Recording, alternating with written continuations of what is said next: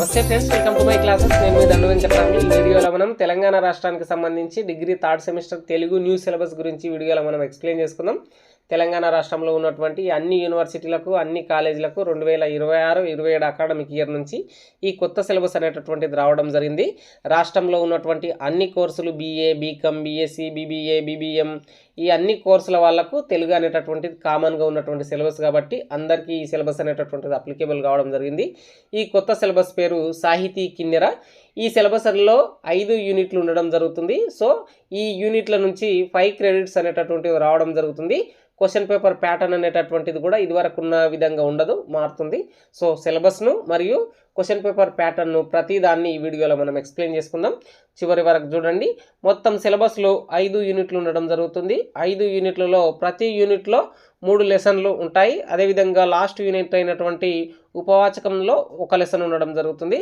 So మనం మొదట యూనిట్లను చూసినట్లయితే ప్రాచీనం అనేటటువంటిది మొదటి యూనిట్, ఆధునికం అనేటటువంటిది 2వ యూనిట్, అదేవిధంగా సాహిత్య ప్రక్రియలు పరిచయం అనేటటువంటిది 3వ యూనిట్, జర్నలిజం మౌలికాంశాలు అనేటటువంటిది 4వ యూనిట్. ఈ 4 యూనిట్ల వరకు మొత్తం ప్రతి యూనిట్లో 3 లెసన్లు ఉంటాయి.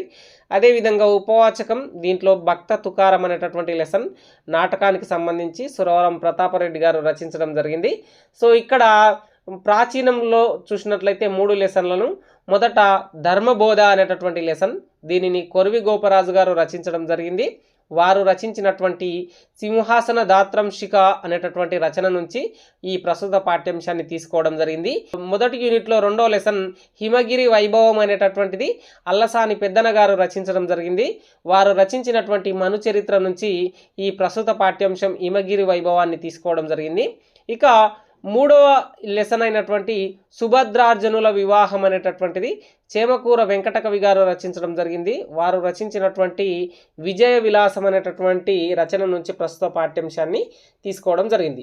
ఓవరాల్గా ప్రాచీనంలో ధర్మబోధ, హిమగిరి వైభవం, సుభద్రార్జునుల వివాహం అనేటటువంటి 3 లెసన్లు ఉన్నాయి. ఇక సెకండ్ యూనిట్లో వృద్ధ పితరులు అనేటటువంటి మొదటి లెసన్గా, ఆధునిక కవిత్వంలో వృద్ధ పితరులు అనేటటువంటి మొదటి లెసన్ వానమామలై వరదాచార్యులు రచించినటువంటి మణిమాల కావ్య సంపుటి నుంచి దీన్ని తీసుకోవడం జరిగింది. ఇక 2వ లెసన్ ఫ్రీడమ్ ఫైటర్ అనేటటువంటిది డాక్టర్ ఎన్ గోపి గారు రచించినటువంటి చిత్రదీపాలు కవితా సంపుటి నుంచి దీన్ని తీసుకోవడం జరిగింది. ఇక 3వ లెసన్ సిరిమల్లె చెట్టు కింద అనేటటువంటిది గద్దరు గారు రచించినటువంటి తరగని గని అనేటటువంటి పాటల సంపుటి నుంచి దీన్ని తీసుకోవడం జరిగింది. ఇక 3వ యూనిట్ అయినటువంటి సాహిత్య ప్రక్రియలు పరిచయం అనేటటువంటిది, ఇందులో నాటకం, నవల, కథానిక అనేటటువంటి 3 లెసన్లు ఉండడం జరిగింది. ఈ సాహిత్య ప్రక్రియల పరిచయం అనేటటువంటిది డిగ్రీ ఫైనల్ ఇయర్లో నుంచి తీసుకున్నటువంటి లెసన్లు, అంటే ఇదివరకు ఉన్నటువంటి సిలబసే మళ్ళీ ఇందులోకి తీసుకున్నారనమాట. సో ఓవరాల్గా ఈ 5 క్రెడిట్స్ చదువుకునేటటువంటి వాళ్ళు డిగ్రీ ఫైనల్ ఇయర్లో మీకు తెలుగు సబ్జెక్ట్ అనేటటువంటిది ఉండదు. ఇక 4th యూనిట్ను చూసినట్లయితే జర్నలిజం మౌలికాంశాలు అనేటటువంటి పాఠ్యాంశం, ఇందులో మొదటి లెసన్ వార్త నిర్మాణం అనేటటువంటి లెసన్, 2వ లెసన్ వార్త కథనాలు అనేటటువంటి లెసన్, 3వ లెసన్ ఇంటర్వ్యూ అనేటటువంటి లెసన్. ఈ సాహిత్య ప్రక్రియల పరిచయం అనేటటువంటి 3వ యూనిట్, అదేవిధంగా జర్నలిజం మౌలికాంశాలు అనేటటువంటి 4వ యూనిట్. ఈ 2 యూనిట్లు కూడా డిగ్రీ 6th సెమిస్టర్ తెలంగాణ రాష్ట్రంలో ఉన్నటువంటి ప్రీవియస్ సిలబసే ఇప్పుడు ఇచ్చిందనమాట. మీరు నా పాత వీడియోలు చూసి ఎగ్జామ్ రాసినా సరే ఏం ఫరక్ పడదు, అవే లెసన్లు అవే కాన్సెప్ట్ ఉంటుంది అనమాట. ఇక్కడ ఉపవాచకాన్ని తీసుకున్నట్లయితే 5th యూనిట్గా ఉపవాచకం ఉండడం జరుగుతుంది. ఇందులో భక్త తుకారం అనేటటువంటి నాటకం సురవరం ప్రతాపరెడ్డి గారు దీన్ని రచించడం జరిగింది. మొత్తంగా 5 యూనిట్లు చూడండి. ప్రాచీనం, ఆధునికం, సాహిత్య ప్రక్రియల పరిచయం, జర్నలిజం మౌలికాంశాలు, ఉపవాచకం అనేటటువంటి 5 యూనిట్లలో ధర్మబోధ, హిమగిరి వైభవం, సుభద్రార్జునుల వివాహం ప్రాచీనంలోను, వృద్ధ పితరులు, ఫ్రీడమ్ ఫైటర్, సిరిమల్లె చెట్టు కింద ఆధునికంలోను, నాటకం, నవల, కథానిక, సాహిత్య ప్రక్రియలు పరిచయంలోను, జర్నలిజం మౌలికాంశాల్లో వార్త నిర్మాణం, వార్త కథనాలు, ఇంటర్వ్యూ అనేటటువంటి లెసన్లు, ఉపవాచకంలో భక్త తుకారం అనేటటువంటి లెసన్ ఉండడం జరిగింది.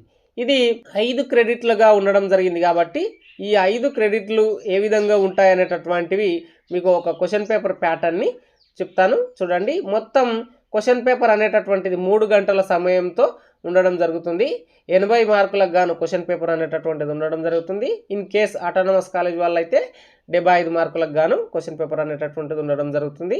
సో ఇందులో క్వశ్చన్ పేపర్ ప్యాటర్న్ అనేటటువంటిది పార్ట్ ఏ, పార్ట్ బి అంటే విభాగం ఆ మరియు విభాగం 2వ ఆగా ఉండడం జరుగుతుంది అనమాట. సో ఇక్కడ మొదటి పార్ట్ ఏలో మొత్తం 10 క్వశ్చన్లు రావడం జరుగుతుంది. ఏవైనా 8 క్వశ్చన్లను రాయాలి. రాస్తారంటే మన అందులో 8 క్వశ్చన్లకు ప్రతి ప్రశ్నకు 4 మార్కులు ఉండడం జరిగి పార్ట్ ఏలో 32 మార్కులు ఉండడం జరుగుతుంది. ఇక పార్ట్ బిలో మీకు మొత్తం 4 క్వశ్చన్లు ఉండడం జరుగుతుంది. ఈ 4 క్వశ్చన్లు అనేటటువంటివి పార్ట్ ఏ మరియు పార్ట్ బి అంటే ఆర్ ఆప్షన్గా ఏ క్వశ్చన్ బి క్వశ్చన్గా ఒకే యూనిట్ల నుంచి కొన్నిసార్లు వేరే వేరే యూనిట్ల నుంచి ఈ క్వశ్చన్లు అనేటటువంటి పార్ట్ బిలో ఉన్నటువంటి క్వశ్చన్లు 11, 12, 13, 14 అనేటటువంటి 4 క్వశ్చన్లు కూడా ఆర్ ఆప్షన్తో రావడం జరుగుతుంది. ప్రతి ప్రశ్నకు 12 మార్కులు ఉండడం జరుగుతుంది. 4 క్వశ్చన్లకు 12 మార్కులు గాను 48 మార్కులు అనేటటువంటివి ఉండడం జరుగుతుంది. ఓవరాల్గా 32 మార్కులు అనేటటువంటివి పార్ట్ ఏలో, 48 మార్కులు అనేటటువంటిది పార్ట్ బిలో ఉండడం జరుగుతుంది. సో ఇందులో పార్ట్ ఏలో ఉండేటటువంటి క్వశ్చన్లు అన్నీ కూడా మీకు 10 క్వశ్చన్లుగా ఉండి 8 క్వశ్చన్లు రాయాలి. అందులో మీ ఛాయిస్ ఉంటుంది. కానీ పార్ట్ బిలో మొత్తం ఇచ్చిన అన్ని క్వశ్చన్లకు సమాధానాలు రాయాలి. ఈ ఎస్ఏ క్వశ్చన్స్ అన్నీ కూడా ఆర్ ఆప్షన్తో ఉంటాయి. ఈ కొత్త సిలబస్ అనేటటువంటిది 2026-27 అకాడమిక్ ఇయర్ నుంచి రావడం జరుగుతుందన్నమాట. సో ఇందులో మీకు ద్వితీయ భాష సాహితీ కిన్నెరకు సంబంధించినటువంటి 5 క్రెడిట్స్లో already 3rd unit 4th unit అనేటటువంటివి ప్రీవియస్ ఇయర్ నుంచి తీసుకోవడం జరిగింది. క్వశ్చన్ పేపర్లో కూడా సిలబస్లో ఏమాత్రం చేంజ్ ఉండదు. ఆ 2 యూనిట్ల నుంచి వాటికి సంబంధించినటువంటి ఆన్సర్లన్నీ సాహితీ దుందుబి పుస్తకం అని చెప్పి వాళ్ళే board of studies in Telugu వాళ్ళు ఉంటారు కదా, వాళ్ళే దీన్ని మెన్షన్ చేయడం జరిగింది. సో మీరు అక్కడ నుంచి 3rd, 4th యూనిట్లు చూసుకోవచ్చు. మిగిలిన యూనిట్లకు సంబంధించినటువంటి వీడియోలు చేస్తా. కింద డిస్క్రిప్షన్లో అన్ని లెసన్ల లింకులు మరియు వాటికి పీడిఎఫ్లు అనేటటువంటివి అప్లోడ్ చేస్తుంటా. వాటి అన్నిటి పీడిఎఫ్లన్నీ టెలిగ్రామ్ ఛానల్ దండు వెంకట్రాములు అనేటటువంటి దాంట్లో ఉంటాయి. తీసుకొని చదవండి. ఇది డిగ్రీ 3rd సెమిస్టర్కి సంబంధించినటువంటి న్యూ సిలబస్.